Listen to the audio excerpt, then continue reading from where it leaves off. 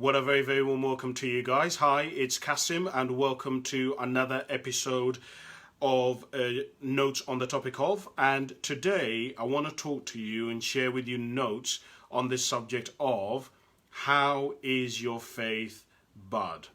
I repeat, I want to talk to you today over the next 45 minutes to an hour on this subject of how is your faith bud? So as usual, guys, I want to start off by thanking you very much for listening and for watching me over the next kind of 45 minutes to an hour. You guys know I really appreciate it. You guys know I love the support as I try to help and try to share some ideas, some philosophies, some thoughts with you today and some notes that can hopefully help you to become a higher, fuller expression of who you're capable of becoming. And I hope that something that I share with you today can help you step in the direction of your dreams, can help you step into your greatness, can help you realize more of who you're capable of becoming and manifest some of the different aspects of your humanity that maybe you don't even realize that you have at the moment. But that's my goal, to try and in some way help you and add value to you to the degree that you can step into your greatness. As usual, guys, I would ask you to like and subscribe to our channel Kasimotive on YouTube. So just type my name Kasim into Kasimotive into YouTube if you want to get more of this content, if you want to get more of these kinds of videos and this kind of stuff. That's where I put most of that content. So if you want to support us, if you want to join the community, if you want more of that stuff, jump on our YouTube channel Kasimotive and subscribe. Right, so as I said to you earlier on, I want to talk to you today and share with you notes that I've been making over the last week on this topic of how is your faith bud? And I want to begin with a couple of statements, if I can, and then I will get into some of the notes that I have made. And what I will do is I'll literally just go down the notes that I have made and I'll just elaborate. I'll share them with you and I will just elaborate on some of my thoughts and some of my thinking patterns and what I've been thinking about as I made some of these notes around this topic of how is your faith bud? The first statement that I want to share with you is this: has complaining become a habit because you lack the faith to act on what is wrong? Let me repeat the first statement. Has complaining become a habit because you lack the faith to act on what is wrong? Which leads me to the second statement that I want to share with you, which says that faith is not for small-minded people. It is a high attitude. I repeat, faith is not for small-minded people. It is a high attitude. Which leads me to the third statement that I want to share with you. It's hard to be whole when you're bitter. I repeat, it's hard to be whole when you're bitter. I want to begin these notes off by asking you a question. And the question that I guess I want to ask you is what you've seen in the title of today, which is how's your faith? How are you doing on your faith? How much faith do you have in your life at the moment? How much faith do you have in people? How much faith do you have in how things are going to work out in the world? How much faith do you have in yourself? How much faith do you have in other people that they're not going to betray you? How much faith do you have in that your boss every single month will pay you the amount of money that you've worked? How much faith do you have in humanity? And the reason why I ask you that question is, I believe that every single one of us in our lives should come to a point where we start asking ourselves some questions. I call it life. I call it defining moments. Moments in our lives when we take inventory. We take a collection of our lives and how we're doing in our health, in our relationships, in terms of our income, in terms of our careers, in terms of our friendships. And I say that because sometimes, if you're not careful, it is very possible to live a long time but never grow. It is possible, if you're not careful, to live a life that wasn't for you. It is possible sometimes to have been given the map to the wrong life. In other words, it is possible for somebody who loved you, somebody who cared greatly for you, to say to you, this is what life is all about. This is success, this is happiness, this is faith, this is what it means to be a man, this is what it means to be a woman, this is how you should behave, this is how a relationship should be like. It is possible for somebody who loves you, somebody who cares for you, a teacher, a brother, a sister, a mother, a father, to give you this prescription, to give you this blueprint, to give you this map, when it wasn't for you. When it wasn't and does not align for the kind of life which you are capable of living. And so every now and then, it's important for us to stop and say, hold on a minute. Am I heading in the right direction? Is this the life that I want for me? Look, I get loads of people who want to become millionaires, but is that the life that I want for me as Kasim? Look, I know loads of people want to have children, but is that what I want as Kasim? Look, I know loads of people want to become accountants and they want to go to music festivals and they want to go on 3 holidays a year to Las Vegas and Ibiza. But is that what's right for me as Kasim? And that's the question that I ask you. Because today could be one of those defining moments for you. A moment when you take inventory of your life in the area of faith and ask yourself, am I somebody who genuinely has faith? Do I believe in my ability to figure things out? You know, I was looking up this word faith. And one of the definitions that I found for faith is somebody said that faith is the ability to believe in what is not here, what is not real. And I had to look at that and examine that. And one of the questions that I was asking is, what do you mean it is the ability to believe in things that are not here? Why would you say that? And one of the things that I came to realize is that human beings were the only species on this planet who have been given this amazing ability to be able to see things before they actually exist. I mean, most of us take it for granted. Most of us don't even realize that no other species can do this. We can actually envision something that isn't here. We can see a tree, and from the tree, we see a chair. We have the ability to look at somebody, look at a relationship, and see that that relationship could turn into a marriage. We have the ability to go into a place of work, and we have the ability to realize that we could start as a junior and become the CEO of that company. And a lot of people, I don't think, understand that. I think a lot of people don't realize that we as human beings have the ability to actually develop. We can grow. We can actually manifest more of who we are. We're a bit like the butterfly, right? Or the caterpillar. The caterpillar, when you see it as a caterpillar, it would be almost impossible to believe that the caterpillar could transform into a butterfly. And yet humans are very similar, metaphorically speaking, to the caterpillar. We have the ability to transform ourselves by transforming our minds, more specifically our attitudes of mind. And one of the things, those attitudes, is in the area of faith.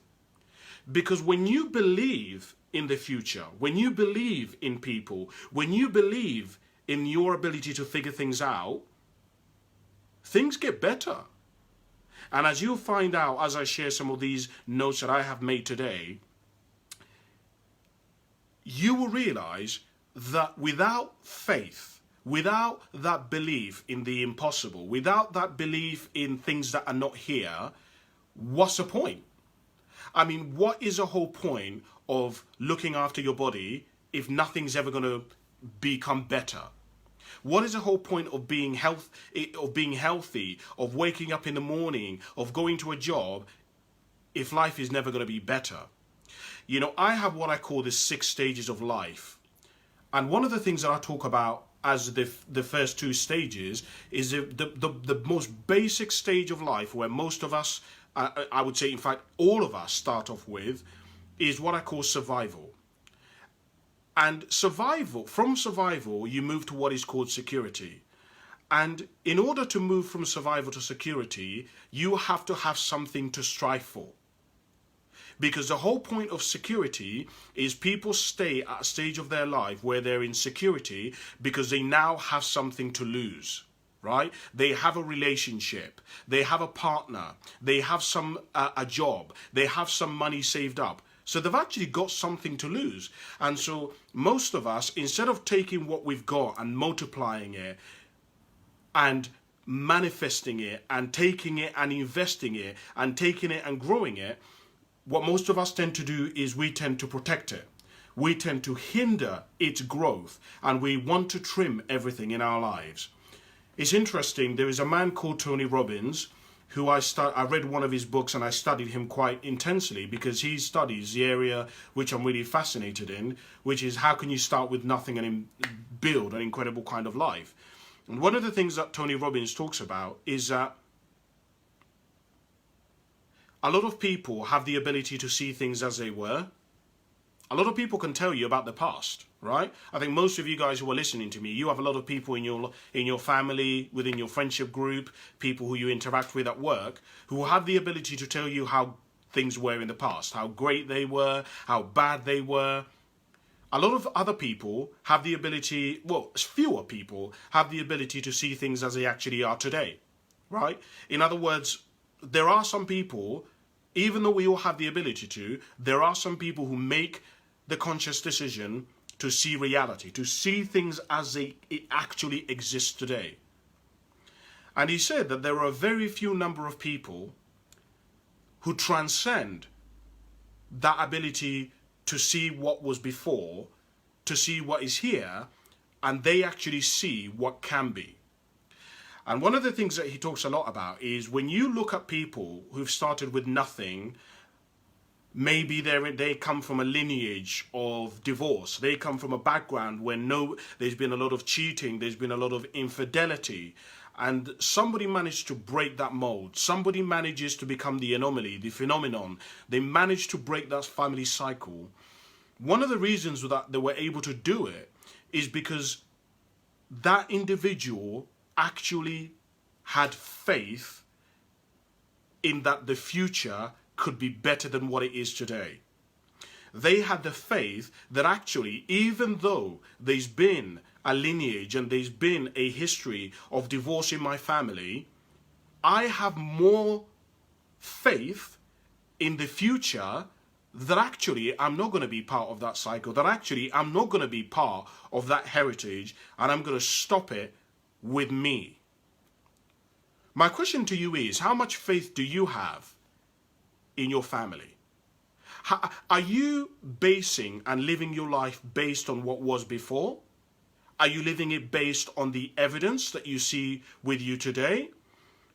Or are you seeing it from the perspective and are basing your life from the perspective of the faith in your ability to figure things out, in your ability to grow, in your ability to develop? Is that the place from which you are operating your life from, or are you operating your life from scarcity? You know, a lot of people think that the opposite of faith is doubt, is fear. I disagree. I actually think that the opposite of faith is self-sufficiency. And the reason why I say that is because I've come to believe that when a person no longer believes in people, in humanity, in the future, they're then left to operate from that space which I talked about earlier on as being survival, and they tend to develop the attitude of, well, then I will do it myself. Well, I'm better off alone. Well, what is a point in dreaming? Well, what is the point in saving money? Well, what is the point in getting in a relationship? Well, what is the point of being really healthy? Well, I come from a history where everybody in my family has been divorced. I come from a history where everybody in my family has been big boned. So why would it be any different for me? So in other words, They say they release all responsibility from their life, and what they do is that they rely on the world to dictate their future. If we look at people who make abundant lives, to start off and build their way to success from nothing, those individuals have faith in their ability to figure things out, in their ability to grow. Because I don't know whether you realize this or not, but maybe you've never really paid attention to this. Have you realized that if you decided to today, you could go and become more educated? You could start reading books, you could go to universities, you could go on courses, you could go get to workshops. You can actually become more knowledgeable and more educated. If you wanted to, you could become more skillful. You could go and take an apprenticeship as a plumber, right? You could go as an apprenticeship as a junior clerk, as an assistant in a hospital or in a law firm. You can actually skill up your life. You have the ability to become a better leader. You can actually develop certain aspects of yourself that lend to leadership. I wonder whether you realize it or not, because some people I've come to realize they've never really realized this. They never really realize that they have the ability, if they act on the faith that they have, to develop, to change, to transcend where they were born and actually get to where they can be, all because they have faith. Which leads to one of the first elements I want to share with you, which says, to live a rich and fulfilling life requires cooperation and engagement with life itself. And what I mean by that statement is, if you've been around this planet for some 20 years or so, you pretty much probably gathered by now that it is really difficult to have a rich and fulfilling life by yourself. In fact, what I will share with you is, you will find it very rare and very difficult to go and find somebody who has lived a rich and abundant life, who testifies and says that the reason why they achieved that rich and bountiful life, full of connections, full of joy, full of laughter, full of adventure, was because they did it alone. Very few people will say that to you. Now, there's always obviously an exception to every rule. There'll be somebody who will say, well, I managed to have a great life and I was alone. But for the vast majority of us who are not part of that very limited few, we have to rely on other people. And it's interesting, because as I was thinking about this, I thought, if you go back when we were in school and you go back to when we were growing up, everything was kind of fine until about kind of age 18 when we left school. So when we were in our bubble, when we were in school, when we were with our parents, everything was just fine, right? And part of the reason is that we were almost kind of in a bubble, right? We were protected by life. We were protected by our parents. We were protected by our brothers. We were protected by our sisters. We were protected by the government. We were protected by our family members. And so we almost kind of lived in this bubble when we were in school. And it's almost always like almost a shock to a lot of people when they go out into society and they realise that actually you can't depend on your mum forever. You can't depend on your teachers forever. You can't depend on your brothers and sisters forever, because they need to live out their own life. And so actually, in order for us to be able to succeed, we're going to need a cooperation of other people within society in order for us to get some of the things that we want, right? All of the things that most of us want require the cooperation of other human beings, whether it's we want to be effective in our job. How many of you guys who are listening to me have been in a job where you help upheld your end of the bargain in your workplace, but somebody else in your workplace has not done their bit, and as a result, you put in 120%, but the entire project has gone down the drain because they haven't upheld their end of the bargain. And even if you upheld your end of the bargain,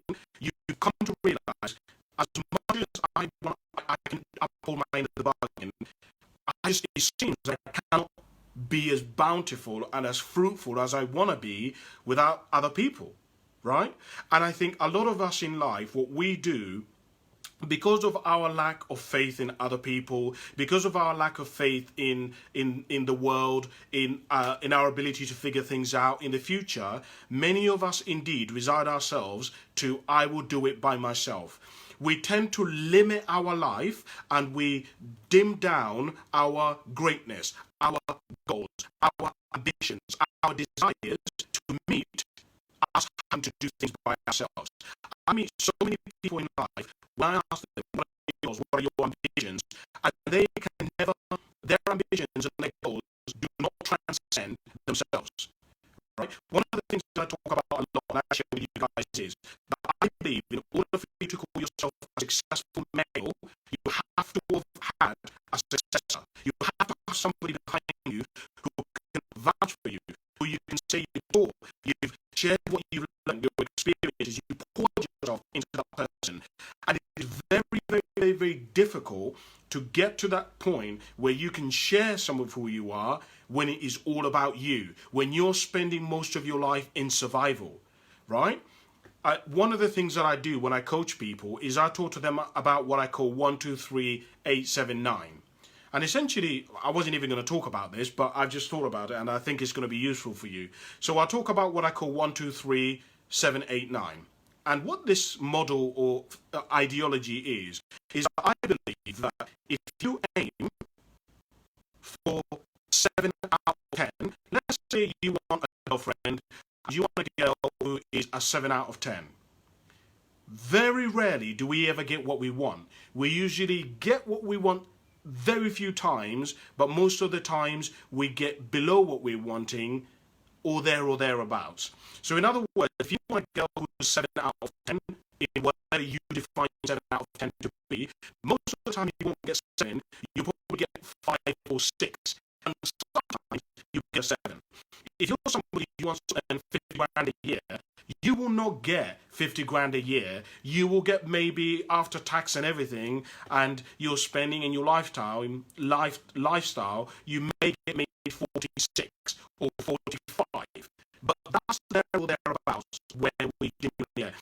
What I'm trying to say to you is, whatever you aim for, rarely are you ever going to get it. You're going to get something below. And here's my point. If we have a scale of 1 to 10, and 10 is abundance and joy and it's got a fulfillment, and 1 is depression and suicide, I would say that the middle, which is about a 5, is somewhere around security. It's average, it's comfortable, it's doing okay, right? And I'm generalizing here as I explain this to you. So here's a problem. If you're aiming for 5, guess what you're going to get? You're going to get about a 2, 3, or maybe 4 sometimes. Here's a problem.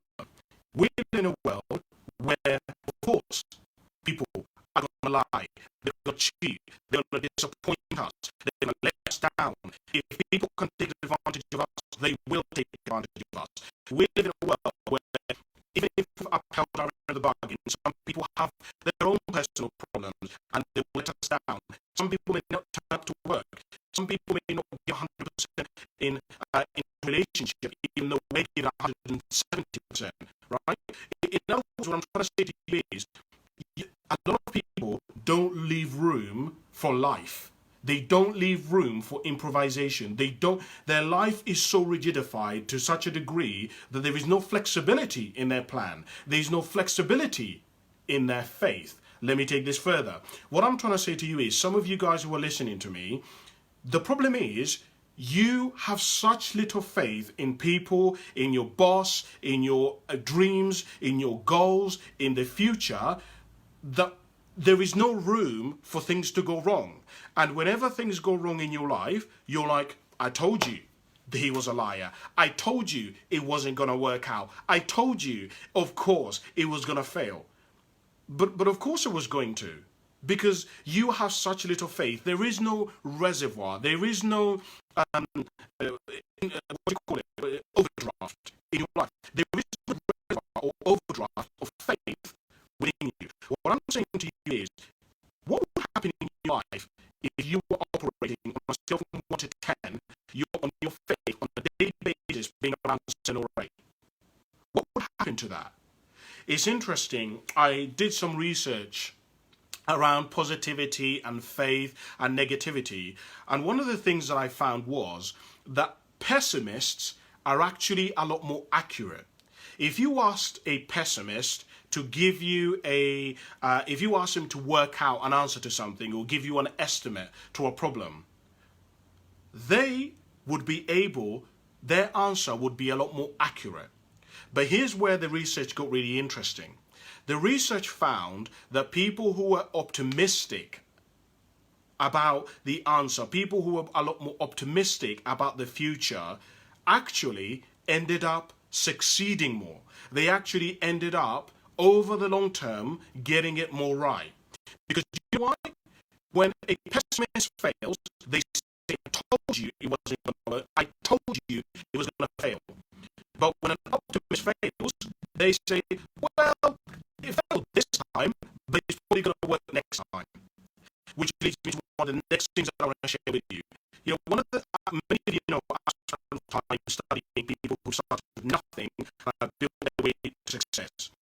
And one of the things that I have found, and I was trying to look for, I want to know what is the one thing somebody can do that will, when they're starting off from nothing and are building their way to success, that they can do that will almost certainly guarantee at some point in their life to become successful.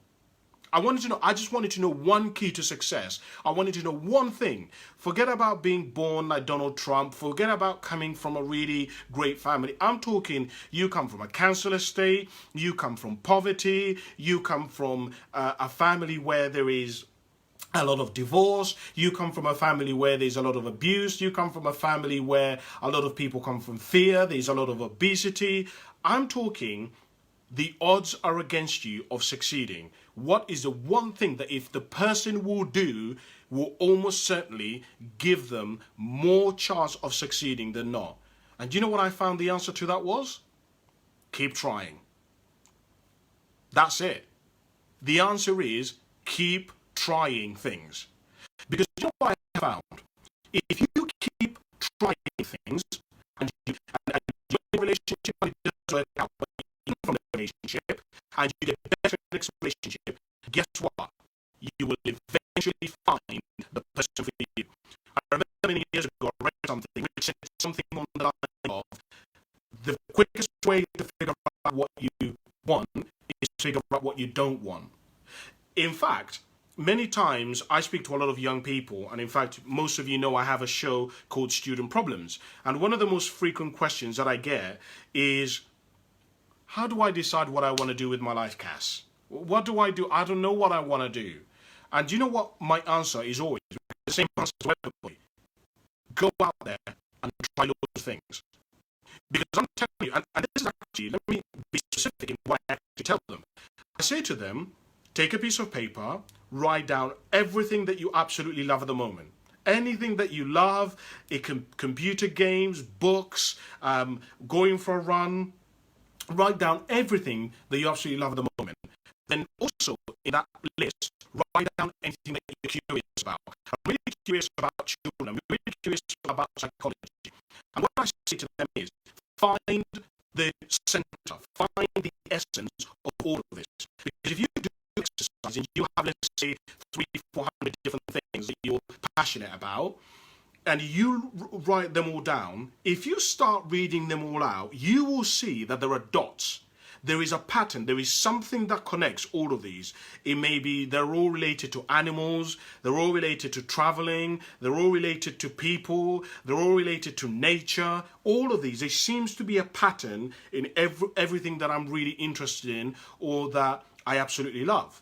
And in what you do is you find a job. You go and find people who are doing jobs that are similar or have many of the qualities that you would like from your life.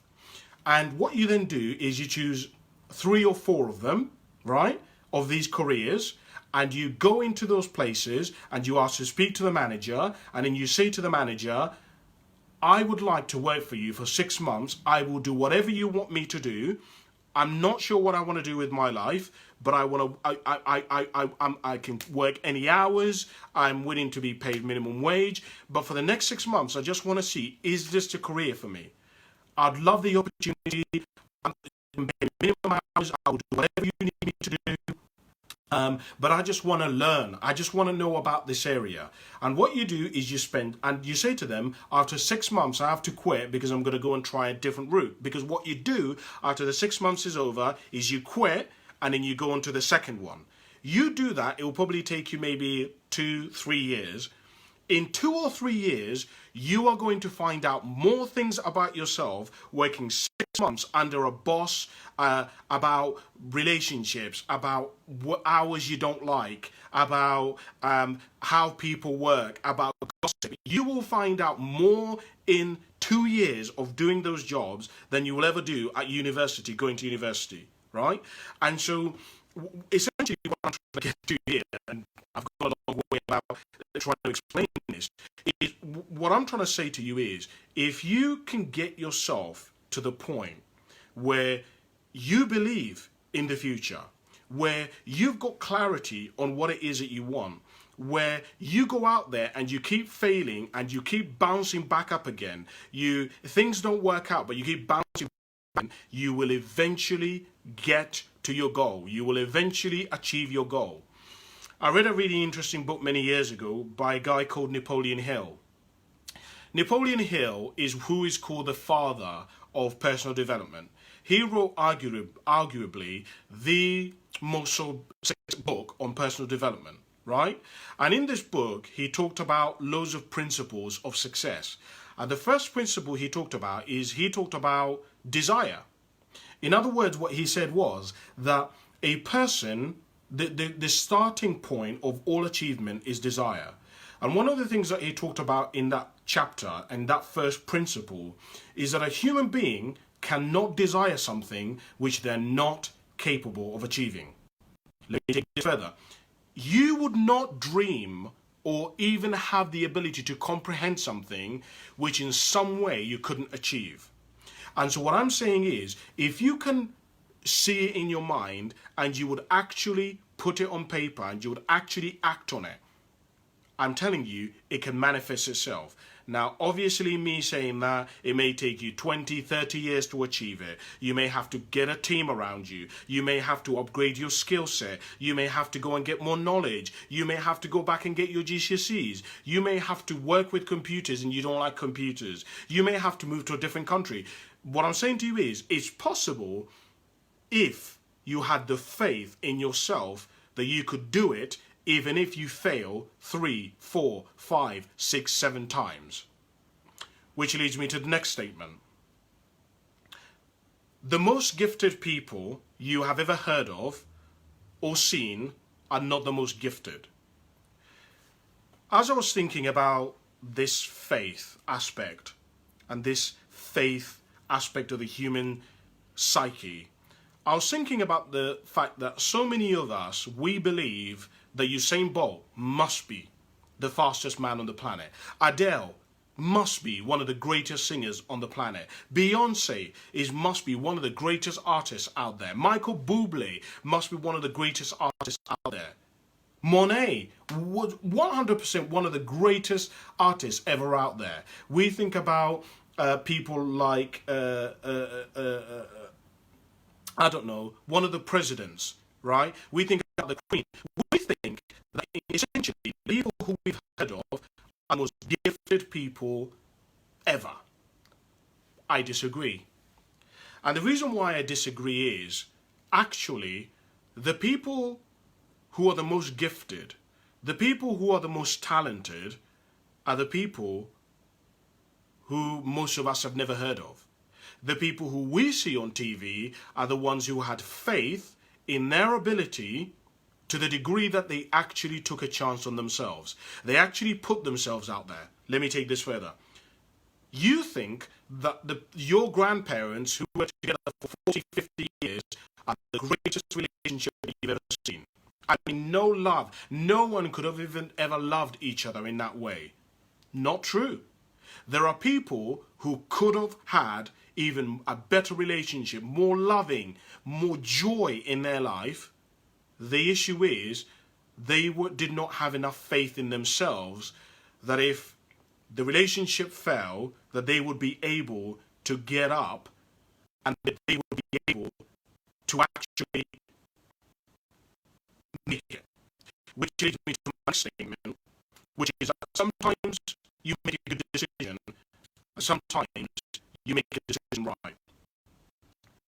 So many years ago, I read a statement by Dr. Phil, actually. Dr. Phil in the TV personality in America deals with relationship problems, where in one of his books, he said that sometimes you make a good decision and sometimes you make a decision right.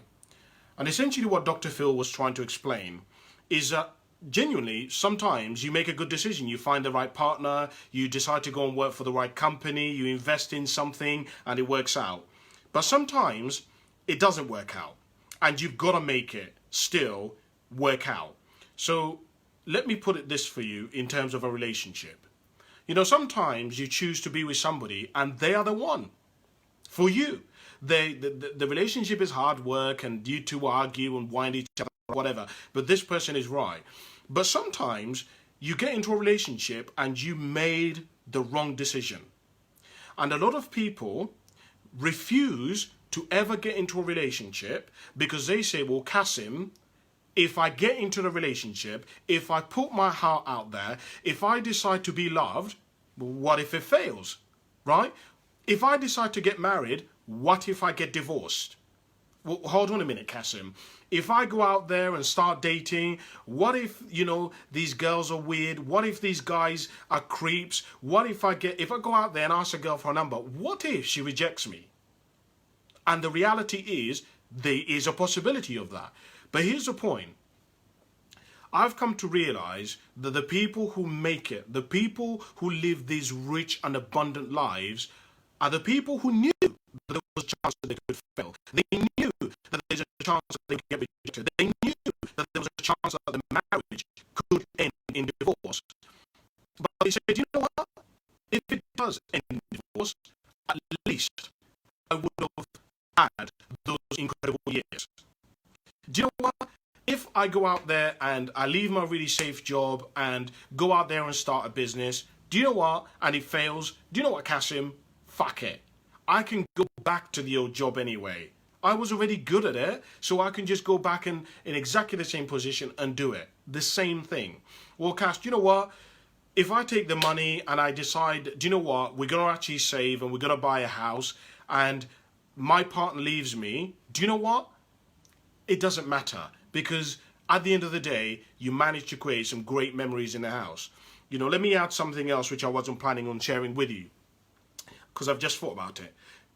I meet a lot of people and people say, and I'm sure you've probably heard of this, where people, after they break up with somebody, they're like, I want back my shoes. I bought you shoes. I want my shoes back. Or they say, well, I brought you that bracelet. I want the bracelet back. Or they will say, well, I bought you that car. I want the car back. And many times I think to myself, why? When you gave the car, when you gave the bracelet, was it really that conditional that you were giving it to the degree that the person, if you weren't together, then you would retract it? So was your love conditional? Was the present conditional?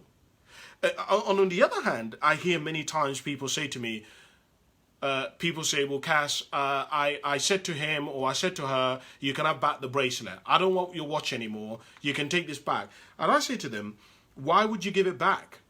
Right? Why would they take back something like that? They wouldn't, because when they gave it to you, it was from a place of love. They loved you, like they wanted for you to have it. And so now that you're separated, it doesn't defeat the love and the joy that you had together. I guess that's my way of thinking about it. And really, I guess essentially is the way that I would ask you to think about it. Which is, would you rather...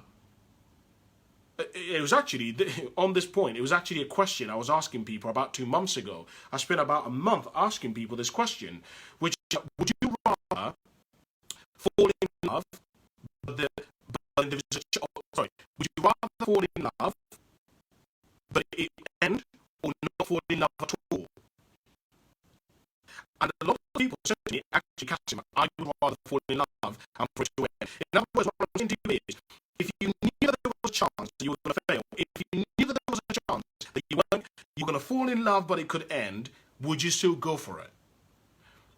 I'm here to tell some of you that if we look at your life, if we observe you, if we watch you, and the things that you say, and the way that you act, and your habits, you wouldn't go for it. You would go to the latter and say to me, Cass, no, I don't want to feel the love. And to you, what I would say is, what a shame. What a shame it is to live for many, many, many years on this planet and never to truly be in love, and never to be truly be seen by somebody, and never to be truly appreciated by somebody, and never for somebody to say, you're mine. I mean, that's sad. And I'm genuinely like, it actually breaks my heart when I think about that some people are genuinely at that point in their life where they would operate their life from a space of, I would rather, Cass, that I was a failure, that I never reached my potential, than go for it and try it, and then everybody hates me and it doesn't work out. And I'm wondering, is that you? Are you the kind of person who would rather stay in security, forget it, I don't want to get my heart broken, no, Kasim, I don't want to invest, I don't want to go out there and try to start a business. No, I don't want it. I don't want it. Just let me be in my peaceful life. I read something many years ago that said, you can fail at what you don't want, so you might as well take a chance on what you love. Better to live 20 years full of adventure than 70 years in security. I want you to just think about this. How much faith do you have? Interesting question, isn't it? Which leads me to the next statement that I want to share with you, which is a lot of us, when we think about people who are confident, when we think about people who have faith, and on this, actually, before I continue with giving you that sentence, let me say something. Please do not get faith confused with religion. I know that there is a direct correlation and association with faith and religion, but faith is not the same as religion, right? Faith is something, it's a belief. It is a conviction in your ability. It's a belief that if you fall, you will get up again, right? That's really what faith is. Of course, it's associated with a religion, because a lot of religion requires no evidence, right? You have to believe in God, or believe in Allah, or believe in Jesus, who, technically speaking, today a lot of people don't have evidence of. You have to believe in the afterlife, you have to believe in the day of judgment, you have to believe in all kinds of things that at the moment we don't have proof of. And what I would say to you is, please do not get faith confused with religion. Because if you think that faith is the same as religion, and you don't like religion, what will end up happening is you will end up living your life with no faith. You will never believe in anyone. You will never believe anybody. You will never believe in your future. You will never go for anything. You will never achieve or desire anything. What would be the point? So let me go back to the statement that I was making, which was every person that you know has a degree of anxiety and fear. And I say this because many of us have this delusion that people who are confident, people who take risks, people who manage to go after their dreams, people who actually put themselves out there, they have no fear, right? These people, they have no anxiety. But actually, faith mandates that there's some fear, that there's some anxiety, that there's a risk that things are not going to work out. You cannot, it's like having darkness without light. They both have to coexist. If there was no light, there couldn't be darkness. And without, you hear the Japanese and the Chinese talk a lot about the yin and yang. The world seems to, and this is just my own personal belief, the world seems to operate in this kind of equilibrium, this balance, where everything has to have a polar opposite. If you get loads of obscurity, you will eventually get lots of abundance and opportunity. When you get a lot of darkness and you've got Hitler, the entire world rallies together, where you have World War II and you have everybody fighting the darkness. Like, the world seems to always kind of need to always be in the balance. And what I would share with you is that part of that balance is your life, in order for it to be rich, in order for it to be at the level that it can operate on, you need to have a little bit of fear. There has to be an opportunity for you to lose. And let me take this a bit further. Many of you guys, you've watched movies, right? You've watched hero movies.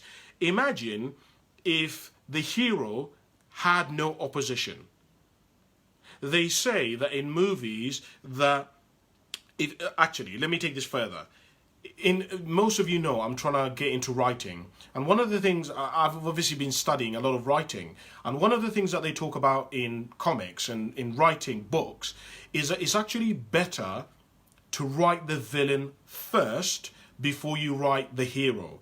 And the reason is because how dark and evil the villain is will depend on how good and pure the hero has to be. Think of it in terms of the Avenger movies, Infinity War, Captain America and Thanos. Because Captain America was so good and so noble and so true, you had to have somebody who was so delusional, so dark, so full of hate and anger and conviction, because they have to balance each other out, right? You can't have one without the other. My point to you is your life stale? Have you got any excitement? Is there a chance that you might actually lose? Is there any adventure in your life? Is your life exciting? Like, when people are around you, do people rally to just want to watch you, do people want you to succeed? Do people root for you? Because what's the point of rooting for somebody who you know is going to win? I give this example all the time, where I say to people that when you become the underdog, people will forget about the champion and they will support the underdog. If you've ever watched athletics or a race, and there is somebody who is definitely supposed to be the winner, they clearly have trained, they're clearly the better runner, and they've been winning most of the race, but then someone who's been behind, someone who's an underdog, somebody who didn't really have much of a chance of winning, starts coming forward. They start going into third, into second, and now they start racing and actually competing against a person who's already the champion, who was sort of predestined to win.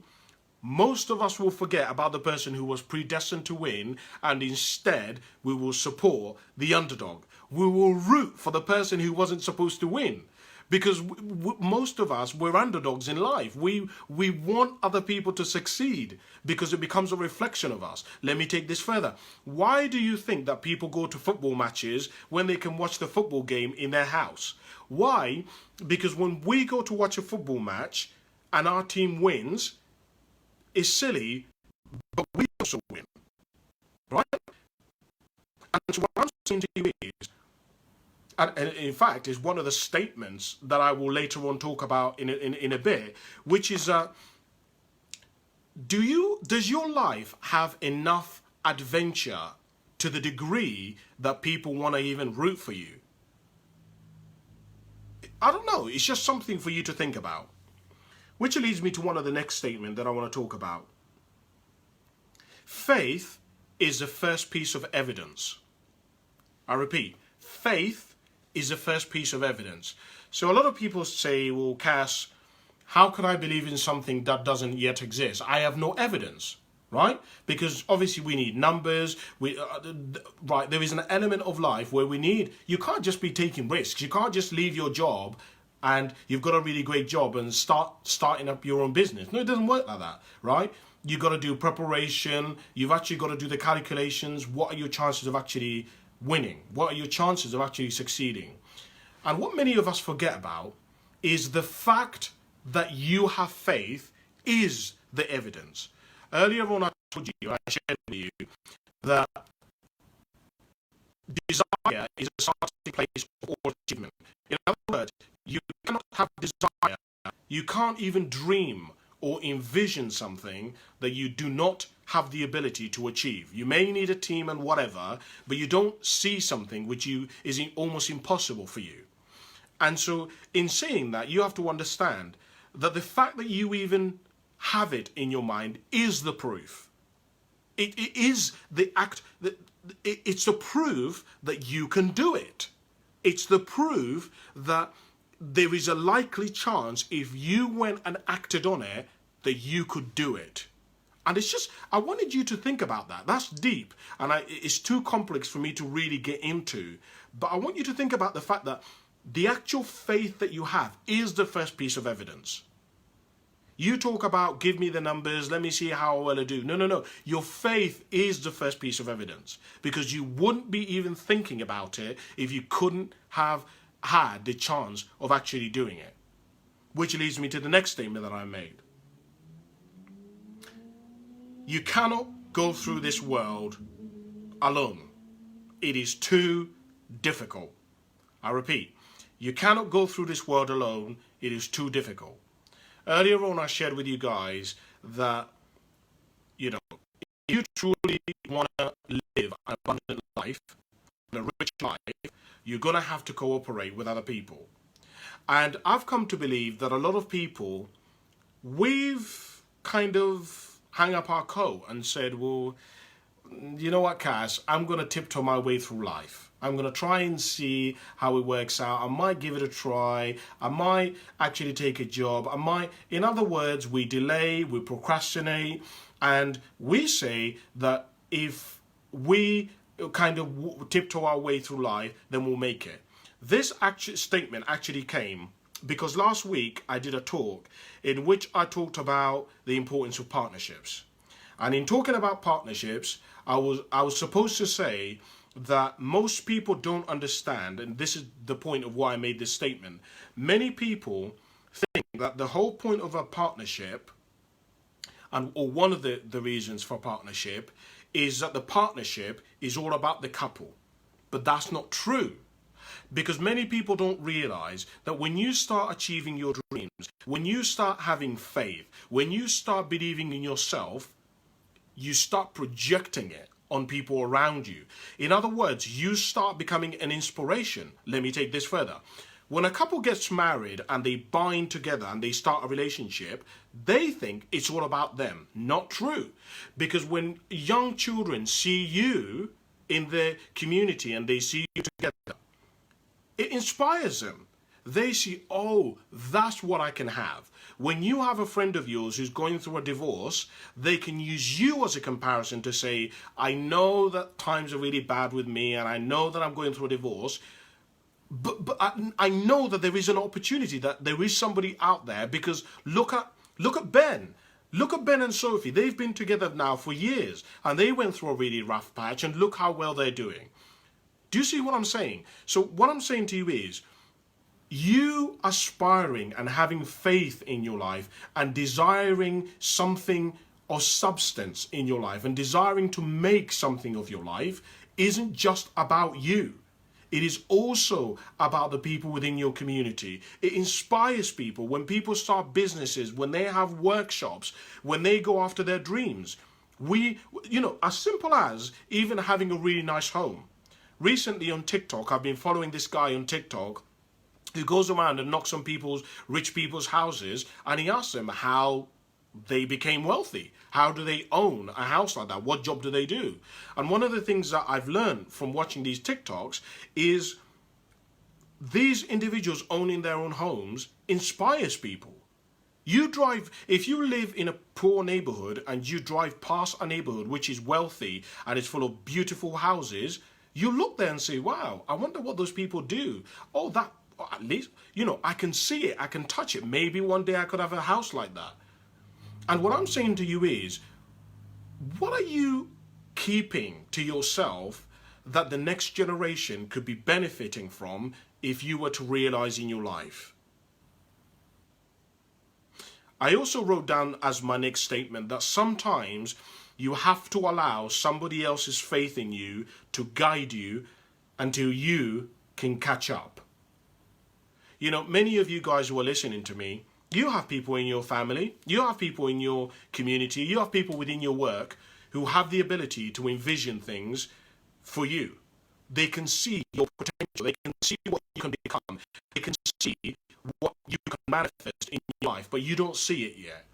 And so one of the things that I've come to realize, and it's something that I would recommend to you, is if you find somebody in your life who wants the best for the best part of you, who wants you to succeed, who gives you and shares with you information about things that you could do, courses you could take, things that you'd be interested in, spend time around that person, because that person already has more faith in you than what you have in yourself. And so sometimes you may not be able to see it, you may not be able to believe it, but you have to be able to be wise enough to grab onto their faith and hang on to it until you can catch up. Because sometimes it takes us a little while to develop that confidence, to develop that belief, to be able to refine our vision of what we can become. It takes a little bit of time for us to do that. But the great thing is, we can change, we can get better, we can improve our faith, our attitude, our belief system. That is something which we can do. Which leads me to the next statement. Earlier on I said to you that the world has to operate on these two polar opposites. Well, in the same token as me saying that sometimes you have to believe in somebody else's belief for you, you also have to be careful that you have enough belief in yourself. The first video that I ever did was a video where I was frustrated, and the video was entitled, "Don't Expect Other People to Support Your Dream." And what I talked about in that video is, look, if you are supposed to do something great, it's yours. You have to manifest it in your life. If you want a great relationship, you have to do it. I talk a lot about the fact, and it's something that I want to share with you in case you've never heard this before, that, we live in a world today where, anywhere, where if you go anywhere in the world, there's two things that people expect of you. People expect you to pay your taxes, and people expect you to not kill anybody or stop anybody else getting what they want. Those are essentially the two most basic kind of expectations across the globe, across traditions, races, across all kinds of different layers. Most people you speak to across the globe would say to you they expect you to do that. Pay your taxes and don't stop anybody else getting what they want by killing them or torturing them or stepping on them. Above that, the world doesn't really expect much more than that from you. So anything that you do beyond kind of paying your taxes and being a good person is really up to you. And the question that you are going to have to really ask yourself is, what is your standard? What do you expect of yourself? Because the world doesn't expect very much from you. Yeah, your parents may want you to be happy and find somebody, but beyond that, that's kind of it. Who you find, what kind of relationship you have is all going to be up to you. How much joy, how much abundance you have, to what level of it you have, is all going to be up to you. And so actually, whilst other people may have faith, whilst other people may want you to do great in life, you really need to have the majority of the faith in you. You need to be pushing yourself, right? Because you know that some people can disappear. Earlier on I said to you that you have to leave room for improvisation, and you have to leave room for life. Life will disappoint you. People will disappoint you. And so if you are simply just relying on other people's faith, When that fails, because it will at some point, because none of us are perfect and we can let people down, all of us, including myself, including you, including a president, including a queen, including a president, everybody can let somebody down. The question is, do you have enough faith to sustain yourself? Right? It's all wonderful that you have faith in your partner and you have faith in your relationship. That's good. But do you have enough faith in yourself that if that person were to disappoint you, if they change, even though when they married you, they said they would be with you for better, for richer, so for better, for worse, for richer, for poorer, if they changed, do you have enough faith in yourself that you would be okay to pick up the pieces and carry on moving forward? Or would it be the end of your life?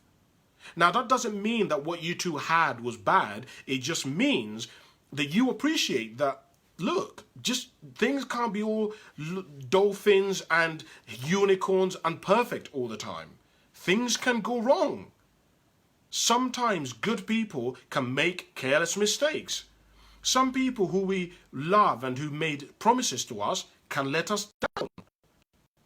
And when you begin to accept that and you put the responsibility of faith in you and you start working on that and cultivating it, I believe amazing things happen in your life. Which leads me to my next statement, which is that faith alone has no chance.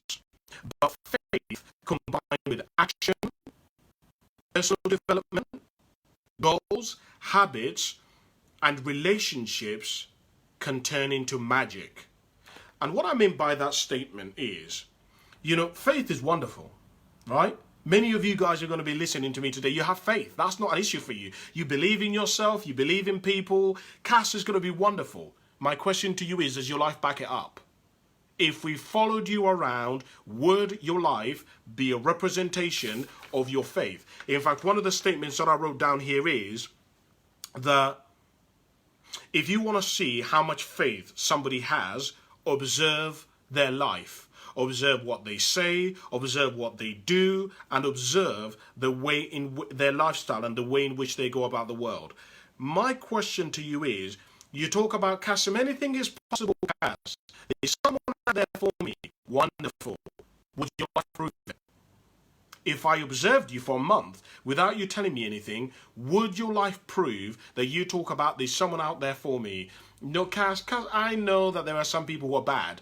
But if I watched what you say about people, about the way that you act, would your life have integrity? Would your life be a representation of what you're saying? Because if it isn't, then something's off. And what I would encourage you to do is to realign your life. Realign your faith and your words and your deeds and your actions so that they can become one in your life. And if you can do that, incredible things can happen. Which leads me to my next statement that I want to share with you, which is that sometimes you just have to do the maths. And what I meant by this statement is,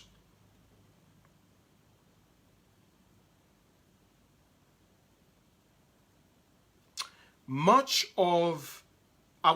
was speaking to my sister yesterday. Yesterday I went to see my parents and we were painting their living room. I was speaking to my sister. My sister said, "Oh, Kasim, I never want to get married, because there's a chance I'm going to get divorced. 50% of relationships end in divorce."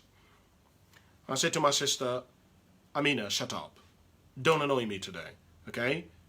And the reason why I said that to my sister is because I said to my sister, yes, 50% of the people do divorce, but 50% of the people make it. And here's what I said to her, and it's the reason why I wanted to share this statement with you. I said to her, look at Mum and Dad. Look at our grandparents, both of them. Look at Auntie Joanna. Look at Auntie Bryony. Look at our next door neighbours. Look at Christine and Jason. All of these people have been together a long time. Let me take this further. Some of you guys who are listening to me, the issue is you believe and actually do have faith, but the reason why you're not acting on your faith, the reason why you're not following through on your faith is because you failed to look and see that there are actually loads of examples of exactly what you're looking for. But your mind has been almost pre-programmed to look, well, we know actually that our mind is already pre-programmed for the negative. But my point being is, some of you guys have lived such a life that you've almost put yourself in a state where you know things are not going to work out. You know things are not going to come through. And so instead of going out there and putting 100% into everything, 100% into your relationship, 100% into your work, 100% into your friendships, 100% into your dreams, you put in 50 because, well, the chances are it's going to fail. And so what I'm saying to you is, if you would give 100% of yourself and you combine it with your faith and personal development and your habits and great relationships, the odds change. The odds change. That's why I told you that faith alone can buckle. But when you combine the faith with the relationships and you do the maths and you look at the people around you, actually, hold a minute. I do have a lot of people around me who've been married for a long time. My nan, my neighbor, that colleague at work. This is not looking too bad. I know they say 50%, but for me, the 50% is actually looking good because I've had great examples that it can work. Which leads me to the next statement. The true test of authenticity is work without guarantee of reward. Let me repeat the statement because I saved it last because it's that important.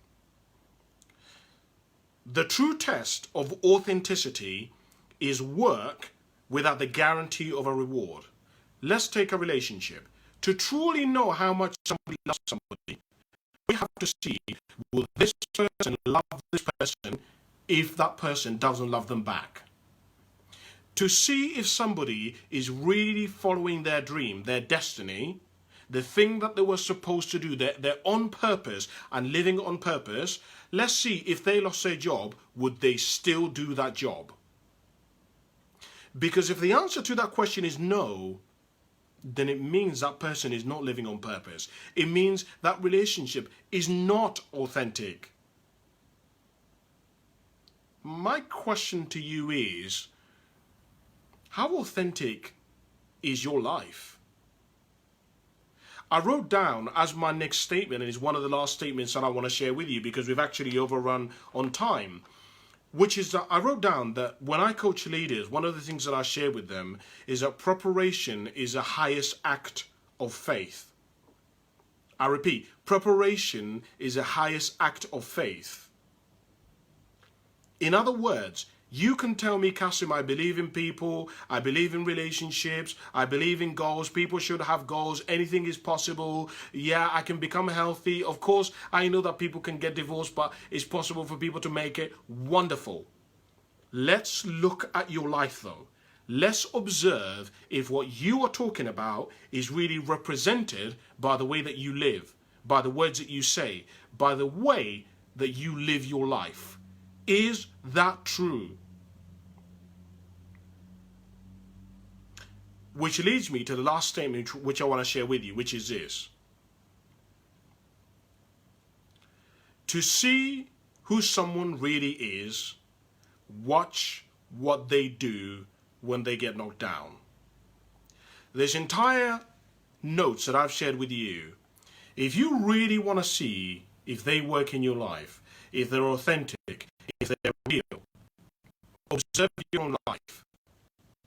Watch what happens when you're single. Watch what happens when your relationship goes down the hill and your partner splits up with you. Watch what happens when you lose your job. Watch what happens when you don't have the money. Let's observe that, because as we observe that, and you don't have the money, you don't have the knowledge, you don't have the skills, you don't have the relationships, you're not talking to anybody on any dating apps, your health is terrible, your connections with people in terms of business are not there. Let's now see what you do, because that is a true indication of your faith, of what you believe, of your conviction. Let's see. And I want to finish off by saying this to you. Many of you will know that I've spent a lot of time studying people who've been to prison, and they've committed murders, and people who've been part of the KKK and extremist movements, and they've turned their lives around. And my question was, I don't get it. How can you be part of the KKK and turn your life around when there's thousands of people across the globe who are part of the KKK and they don't? And here's what I realized. I realized that some people were just born good. Some people, even though their environment and what they're born into wasn't ideal, these people managed the essence, who they truly were, eventually managed to persevere. It eventually managed to come through. My point to you is, after all the heartache, after all the breakups, after all the cheating, after all the struggles you've had with your health, after all the struggles you've had with trying to quit smoking, after all the problems that you've had with people in your different workplaces, who is left? Who actually are you at your core? Because that person is who you want to be focusing on. So that right there finishes the notes that I wanted to share with you this week. I don't know whether they've been useful for you. I don't know whether they've given you any insight or something to think about. But as I say, it's just something that I was thinking about this week a lot, about faith and its importance and in my life. And I just think we live in a world today where a lot of people just lack the faith. And I think it's important that we look at our faith and how it's being applied in our own lives. Don't forget to like and subscribe to our channel, Cassim Motive, on YouTube if you want to get more of this stuff. But apart from that, guys, thank you very, very much for watching, and I will speak to you very soon. Bye for now.